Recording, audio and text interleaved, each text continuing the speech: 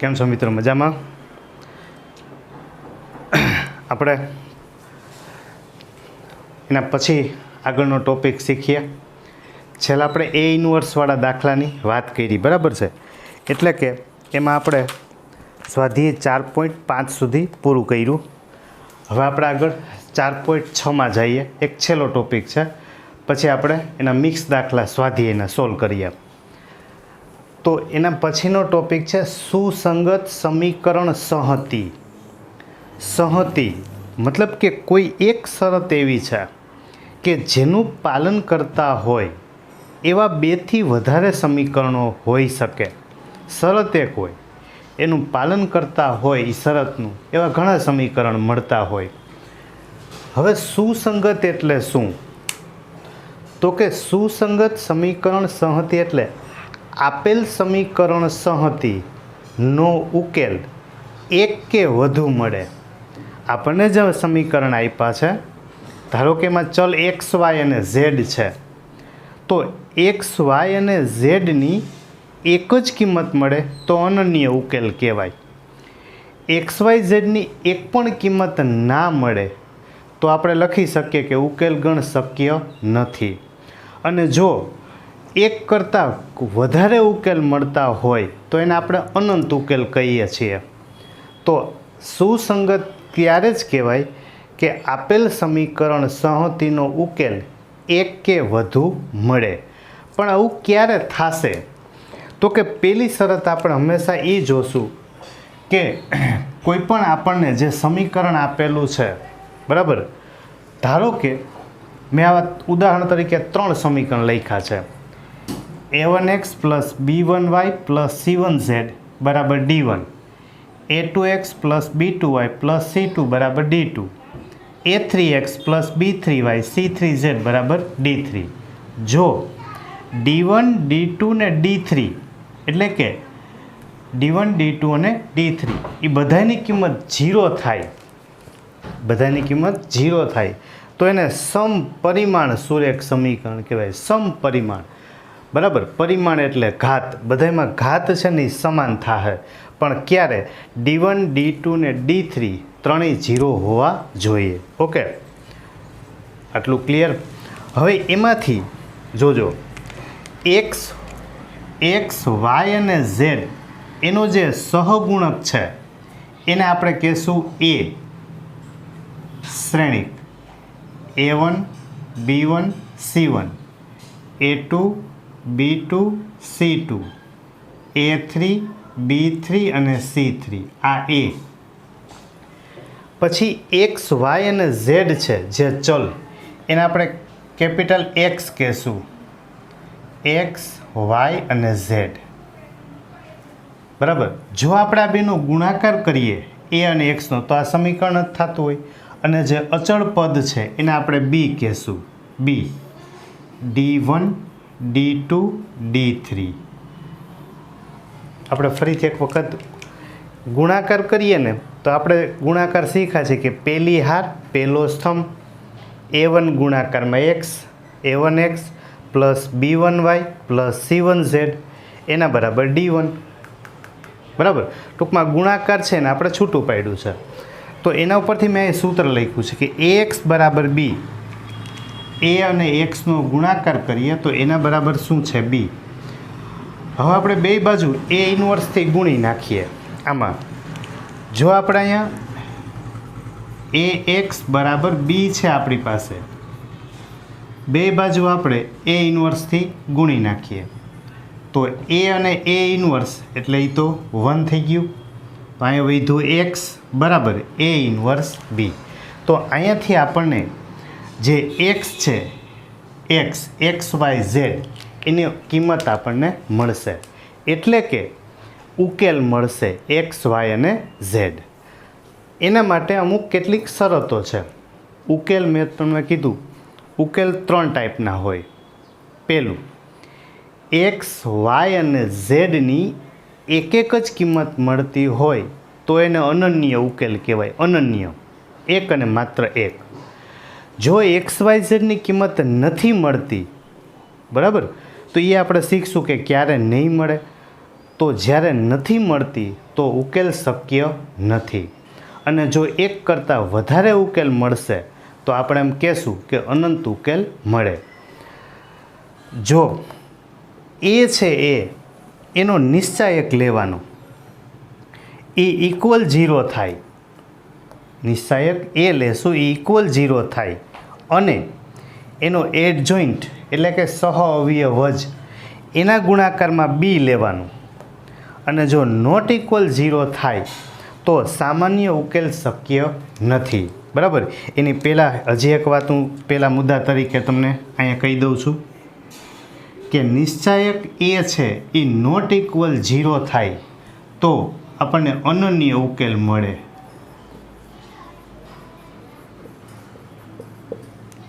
બરાબર. માની લો કે એ 0 નથી થતું તો અનન્ય ઉકેલ થઈ ગયું, પણ 0 થાય તો શું કરવું? તો બે કન્ડિશન છે.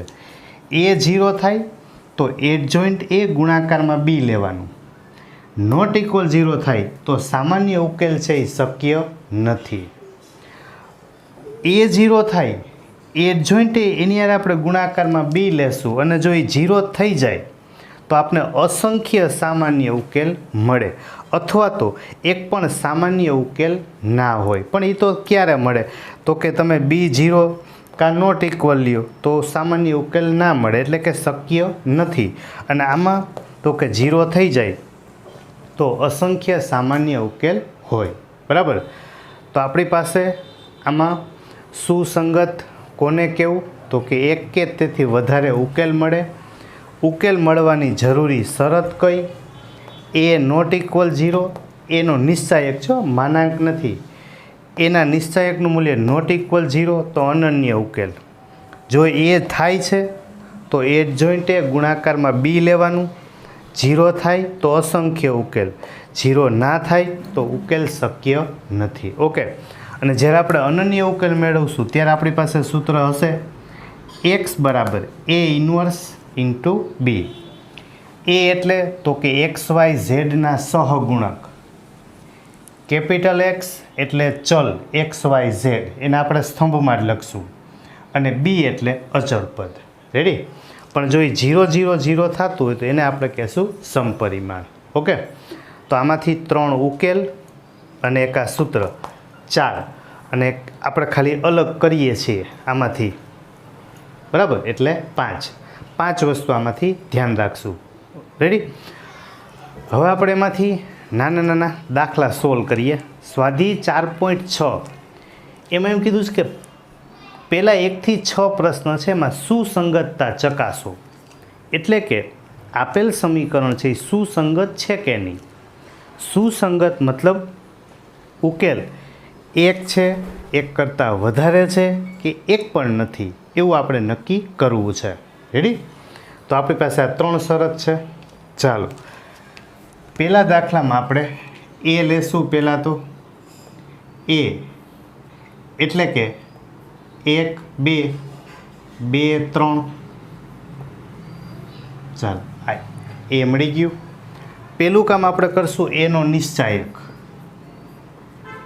એનો નિશ્ચાયક આપણે આને નિશ્ચાયકમાં લઈએ. બરાબર. એટલે હું અહીંથી સીધું આપણે વિસ્તરણ કરીએ તો અગ્ર વિકર્ણ 3 × 1 = 3, -2 2 4, તો આ થશે -1 નોટ ઇક્વલ 0. તો જો એની કિંમત 0 થતી નથી, એનો મતલબ કે આને કેવું મળશે? અનન્ય ઉકેલ મળશે. એટલે પેલું કે સુસંગત છે. બરાબર. સુસંગત છે કારણ કે એને અનન્ય ઉકેલ મળે છે.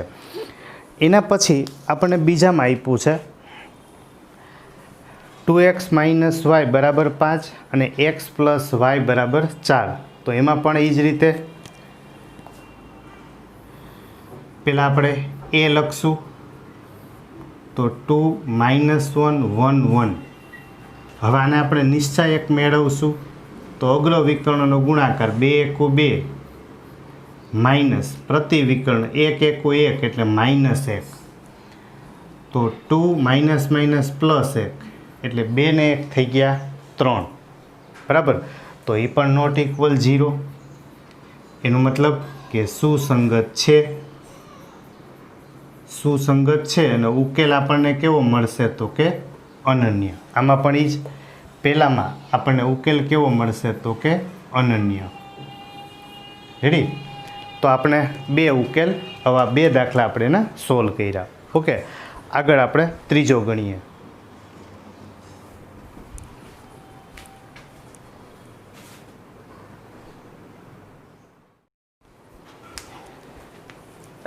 એની આગળ ત્રીજો ગણીએ. તો એમાં આપણે પહેલાં એ લખશું. એ તો x 3 1 3 2 અને 6. હવાનો આપણે નિશ્ચાયક મેળવીએ તો 6 એકુ 6 અગ્રવિકર્ણ માઇનસ પ્રતિવિકર્ણ 6 ઇક્વલ 0. તો જો અહીંયા આપણે એ છે એ 0 મળ્યું. તો હવે આપણી પાસે બે શક્યતા છે. એડજોઇન્ટ એ એનો ગુણાકાર આપણે બી સાથે કરવો પડશે. બરાબર? તો પહેલાં આપણે મેળવશું એડજોઇન્ટ એ. તો 2/2 માટે તો એડજોઇન્ટ ડાયરેક્ટ મળી જવાનો છે. અગ્રવિકર્ણ છે એના ઘટકો બદલાવાના છે, એનો ક્રમ. અગ્રવિકર્ણના ઘટકોનો ક્રમ બદલાવીએ અને પ્રતિવિકર્ણ છે એની નિશાની. ચાલો, એડજોઇન્ટ એ ઇન્ટુ બી. તો એડજોઇન્ટ એ છે 6 - 2 - 3 1 એના ગુણાકારમાં બી. બરાબર? તો બી આપણી પાસે અચળ પદ એટલે કે 5 અને 8 આપેલા જ છે. ax બી, બી બરાબર છે 5 અને 8. બરાબર? ચાલો, એ બેનો આપણે ગુણાકાર કરીએ. પહેલી હાર પહેલો સ્તંભ 6 5 30, 8 3 24 -24. પહેલી હાર પહેલો સ્તંભ. રેડી? બીજી હાર પહેલો સ્તંભ -10 +8 એટલે આ આપણને મળશે 6 અને -2. એનો મતલબ એવો થયો કે આ નોટ ઇક્વલ 0. એડજોઇન્ટ એ ગુણાકારમાં બી નોટ ઇક્વલ 0. બરાબર? માટે આપણે એમ કહી શકીએ કે માટે એને સામાન્ય ઉકેલ નથી. બરાબર? એને ઉકેલ મળતો નથી. પછી એવી જ રીતે ચોથો દાખલો. તો એમાં આપણે પહેલાં નિશ્ચાયક એ લેવું પડશે. બરાબર? ચાલો, એ એક્સનો સહગુણક 1, વાયનો સહગુણક 1, ઝેડનો સહગુણક 1. 2 3 2. અહીંયા એ અને 2a. ચાલો, આપણે એ મળ્યું. હવે આપણે આનું નિશ્ચાયક લઈ લઈએ એટલે કે આનું વિસ્તરણ કરતા જઈએ. વિસ્તરણ કરશું તો પહેલો ઘટક 1 એટલે આ પહેલો સ્તંભને પહેલી હાર ગયા 3 2 6a -2a. બરાબર? પછી બીજો ઘટક છે એ માઇનસ હોય, આ -1 એટલે આ સ્તંભને આ હાર કેન્સલ. 2 ગુણાકારમાં 2 એટલે 4a -2a +1. પહેલી હાર આ સ્તંભ ગયા 2a -3a. 6 માંથી 2 ગયા એટલે 4a -4 માંથી 2 ગયા એટલે 2a. 2a -3 એટલે -a એટલે આ થઈ ગયું 4a -3a મતલબ a નોટ ઇક્વલ 0. એની કિંમત છે એ 0 નિશ્ચાયક એનું મૂલ્ય 0 થતું નથી. એનો મતલબ એવો થયો કે આને અનન્ય ઉકેલ મળે. બરાબર? એ સુસંગત છે, એને અનન્ય ઉકેલ મળશે. બરાબર? એટલે આમાં આપણે જોતા હતા કે સામાન્ય ઉકેલ નથી મળતો, મતલબ આ સુસંગત કહેવાય નહીં. આપણે આમાં જવાબ લખવો હોય સુસંગત નથી. આમાં તો કે સુસંગત છે કારણ કે નિશ્ચાયક એનું મૂલ્ય એ 0 થતું નથી. સુસંગત થવા માટે એક અથવા એકથી વધારે ઉકેલ મળવો જોઈએ. આમાં એક ઉકેલ મળે, આમાં ઉકેલ મળતો નથી. માનો કે અસંખ્ય ઉકેલ મળે તો પણ સુસંગત કહેવાય કારણ કે ઉકેલ તો એક કરતાં વધારે મળે જ છે. ચાલો એની આગળ પાંચમો, તો પહેલાં આપણે એ લઈ લેશું, એ બરાબર. તો એમાં નિશ્ચયક જ આપણે ડાયરેક્ટ લેતા જઈએ, તો 3 -1 -2 0 2 -1 3 -5 અને 0. ચાલો આ નિશ્ચયક એનું મૂલ્ય મળ્યું. નિશ્ચયક લખો આ 3 આ ગયા 2 ગુણાકારમાં 0 એટલે 0. આ થશે માઇનસ માઇનસ પ્લસ 5, પણ અગ્રમાંથી આપણે પ્રતિને બાદ કરશું એટલે -5. બીજો ઘટક માઇનસ હોય બરાબર, એટલે માઇનસ માઇનસ થઈ જશે +1. આ બે કેન્સલ, 0 આ -3 એટલે એ થઈ જશે +3 -2 બરાબર. આ સ્તંભને હાર ગયા 0 ગુણાકારમાં એટલે આ 0 -3 2 6 બરાબર. હવે તો આ 3 5 15 એટલે -15 +3 માઇનસ માઇનસ પ્લસ 12, તો 12 ને 3 15 -15 એટલે 0. તો જો નિશ્ચયક એનું મૂલ્ય મળ્યું 0. હવે આપણે ગોતવું પડશે એડજોઇન્ટ એ બરાબર. તો એડજોઇન્ટ એ મેળવવો હોય, એડજોઇન્ટ એટલે આપણે એવું શીખી ગયા છીએ આગળ કે બધા જ ઘટક છે, બધા જ ઘટક એના આપણે સહ અવયવ જ મેળવવા પડે બરાબર. મતલબ કે પહેલાં સહ અવયવ મેળવીએ, એને હારને ફેરવી નાખશું સ્તંભમાં બરાબર. આપણે આગળ 4.5માં ઘણા બધા દાખલામાં સોલ્વ કરેલું છે બરાબર. ચાલો તો હવે એના આપણે સહ અવયવ મેળવીએ.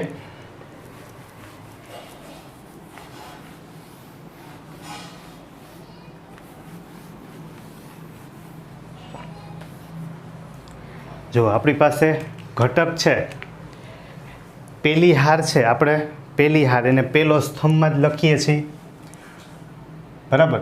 એટલે પહેલી હાર છે 3 -1 અને -2, એને આપણે પહેલો સ્તંભ જ લખી નાખીએ. 3 -1 અને -2 નો સહ અવયવ, -1 નો સહ અવયવ બરાબર. -1 -1 -1 આ પહેલી હાર છે બરાબર. પહેલી હાર એટલે બધામાં 1 1 1. આ પહેલા સ્તંભમાં છે, આ બીજા સ્તંભમાં છે ને આ ત્રીજા સ્તંભમાં છે. હવે આપણે એના ઉપનિશ્ચયક લખતા જઈએ. આ 3 છે, પહેલી હારને પહેલો સ્તંભ દૂર કરીએ, 2 ગુણાકારમાં 0 એટલે 0. આ માઇનસ માઇનસ +5, તો 0 -5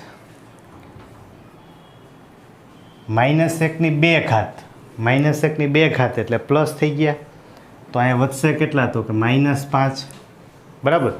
અને ટૂંકમાં લખવું હોય તો આ પહેલી હાર છે, પહેલી હાર માનો કે આપણે એમ થાય કે ભાઈ આટલું બધું નથી લખવું મારે, તો આપણે ટૂંકું એવું કરી શકીએ કે આને આપણે A11 A12 A13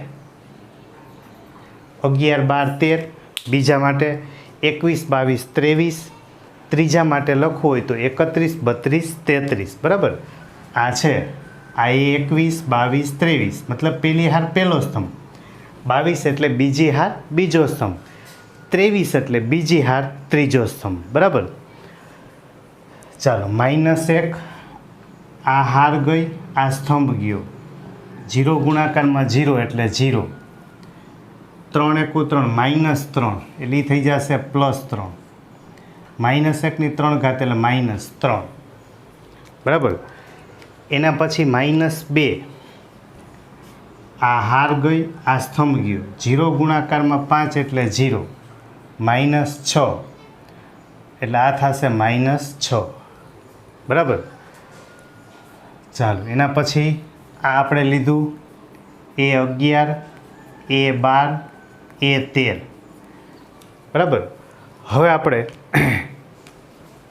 બીજી હાર માટે લખશું તો A21 A22 A23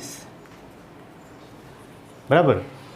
તો 0 અહીંયા -1 i પ્લસ જે, અહીંથી જ આપણને ખબર પડી જાય 2 + 1 2 + 2 2 + 3 એટલું સહેલું થઈ ગયું. 0 આ હાર ગઈ, આ સ્તંભ ગયા, -1 ગુણાકારમાં 0 એટલે 0, માઇનસ માઇનસ પ્લસ 10 એટલે એ થશે -10, -1ની 3 ઘાત એટલે -1 આ થઈ જશે +10, બરાબર. પછી 2 લઈએ એટલે આ હાર ગઈ, આ સ્તંભ ગયો, 3 ગુણાકારમાં 0 એટલે 0 અને 3 ગુણાકારમાં -2 એટલે -6 એ થઈ જશે +6, બરાબર. આ 2 લેશું આપણે એટલે આ હાર ગઈ, આ સ્તંભ ગયા, 3 ગુણાકારમાં 0 એટલે 0, 3 2 6 -6, પ્રતિવિકર્ણ એટલે +6, આ થશે 6. 23 બીજી હાર, ત્રીજો સ્તંભ એટલે -1 જવા દઈએ, આ હાર ગઈ, આ સ્તંભ ગયો, 3 5 15 -15, એમાંથી પ્રતિવિકર્ણ 3 × 3 -3, પ્રતિવિકર્ણ બાદ કરીએ એટલે +3, બરાબર. આપણે જાણીએ છીએ કે અગ્રવિકર્ણ હોય એમાંથી પ્રતિવિકર્ણનો ગુણાકાર બાદ થાય. -1ની 5 ઘાત એટલે માઇનસ થશે, આ -12 -12 અને આ માઇનસ એટલે એ થઈ ગયા +12, બરાબર. ચાલો આ મળ્યું આપણને બીજી હાર, બરાબર. આપણે એવું લાગતું હોય ને તો ઘટક અહીં બાજુમાં લખી શકાય. ધારો કે એમ લાગે કે ભૂલાઈ જાય છે તો આ 0 2 -1 આવું લખી શકાય, બરાબર. મતલબ કે સહેલું છે, લખવામાં ભૂલ ના પડે એ અગત્યનું ધ્યાન રાખવાનું છે. પછી આપણે 31 32 33 મતલબ ત્રીજી હાર તમારે સભ્ય લખવા હોય તો અહીંયા છે 3, આ છે -5, આ 0, બરાબર. તો -1ની i પ્લસ જે, -1ની 3 + 2, -1ની 3 + 3, અહીંયા છે એ જ હોય. ત્રીજી હાર પહેલો સ્તંભ, ત્રીજી હાર બીજો સ્તંભ, ત્રીજી હાર ત્રીજો સ્તંભ. રેડી. ચાલો પહેલાં આપણે લઈએ 3 એ આ સ્તંભ અને હાર એને આપણે દૂર કરીએ, બરાબર. જે ઘટક લઈએ છીએ એ હાર અને એ સ્તંભ એને આપણે દૂર કરીએ.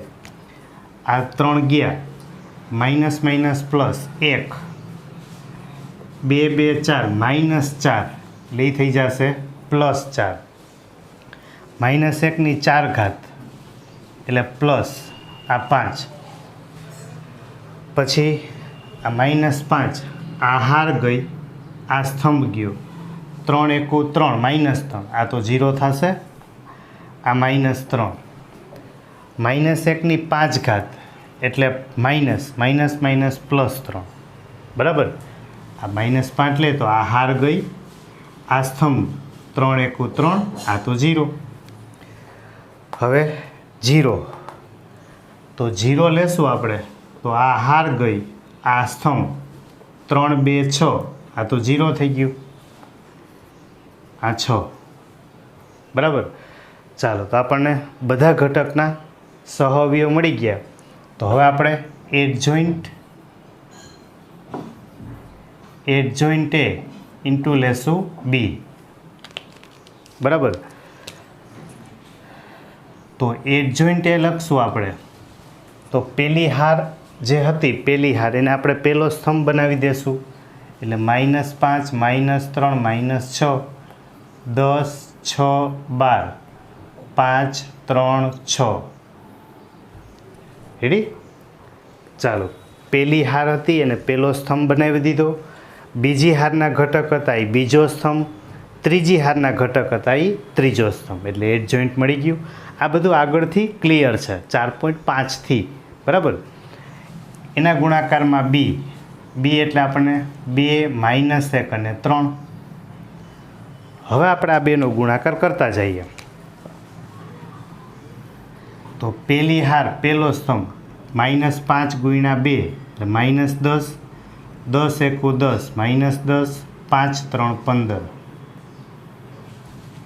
બીજી હાર પહેલો સ્તંભ 3 2 6 6 1 6 3 3 9 6 2 12 -12 1 12 ને 6 3 18 તો આ આપણને મળશે -20 એમાંથી 15 બાદ કરશું એટલે -5 6 ને 6 12 -12 +9 એટલે -3 18માંથી 12 ગયા એટલે 6 +6 -12 એટલે -6 એનો મતલબ એવો થયો કે નોટ ઇક્વલ 0 તો આપણને એમાંથી એક પણ એનો ઉકેલ છે આમાં 0 થતું નથી adjoint A B not equal 0 એનો મતલબ કે એને સામાન્ય ઉકેલ શક્ય નથી બરાબર એટલે આપણે આમાં લખશું ઉકેલ ન મળે એટલે કે સુસંગત નથી બરાબર તો આમાંથી આપણને એના પહેલાં એ લીધું નિશ્ચાયકે 0 આવ્યું એડજોઇન્ટ મેળવ્યું એડજોઇન્ટ તમને ખબર છે આ ટોપિક બહુ અગત્યનો છે સહ અવયવજ શ્રેણિક બરાબર અને એડજોઇન્ટે ગુણાકાર બી કર્યું તો ઉકેલ 0 નથી થતું એનો મતલબ ઉકેલ છે એ શક્ય નથી રેડી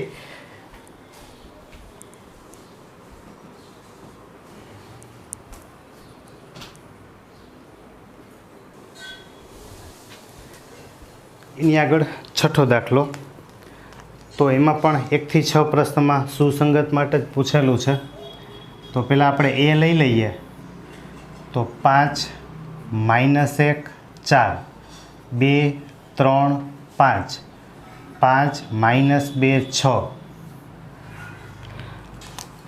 ચાલો આનું આપણે નિશ્ચાયકનું મૂલ્ય મેળવીએ તો 23 કરીએ એટલે આ 5 આ હાર જશે આ સ્તંભ 6 3 18 -10 એટલે એ થઈ જશે +10 બીજો ઘટક માઇનસ હોય એટલે માઇનસ +1 આ સ્તંભ અને હાર કેન્સલ 2 6 12 -25 +4 આ સ્તંભ ને હાર કેન્સલ 2 2 4 એટલે -4 -5 3 15 બરાબર તો આ 5 18 ને 10 એટલે 28 +1 -13 +4 -19 બરાબર તો 28 ગુણાકારમાં 5 8 5 40 4 5 2 10 ને 4 14 -13